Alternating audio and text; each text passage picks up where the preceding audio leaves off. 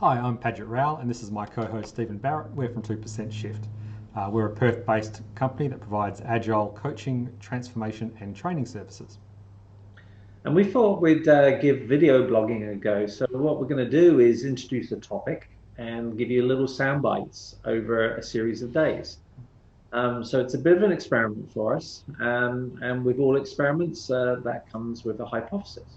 Yeah, so what we're looking for is feedback that this is interesting and useful and going in a direction that our audience will find valuable. So if you think it's got merit, if you think you'd like to see more of it, maybe give us a like, give us a comment, or give it a share out to someone else who you might think is of interest. So if you don't want to hear from us tomorrow, you know what you need to do. Does that do nothing? Just leave us. So what's the topic going to be for this series then, Padgett? So we thought we'll dive into looking at what's the role of a manager in an agile organization. One of the things that we found in our work is often we have to start with creating scrum teams. So that is that each team is a small self-organizing cross-functional team that can deliver more value to the organization sooner. And in doing so, those scrum roles are really well defined. What's not quite as well defined is the role of the manager. And we've seen this show up in transformations we've been involved in. Yeah, it shows up as resistance, right? Resistance comes from managers, and it's really coming from a place of maybe their status is feeling impacted, right? Is there's this perceived loss of control because, we're empowering teams. Well, what's that do to my role, right? If I'm normally telling the teams what to do, and now they're more empowered to do it, have I lost control? So that's kind of the potential impact of status. And there's also, the certainty, like if they're unclear about their role in the new organization, that creates a lot of uncertainty. And these two things will generate resistance. That resistance is a signal. And what we're here to do, but that's a signal for us to do more in the transformation effort. Right? We need to make it more clear what the role of the agile leader is, because the good news here is we do need managers in an agile organization.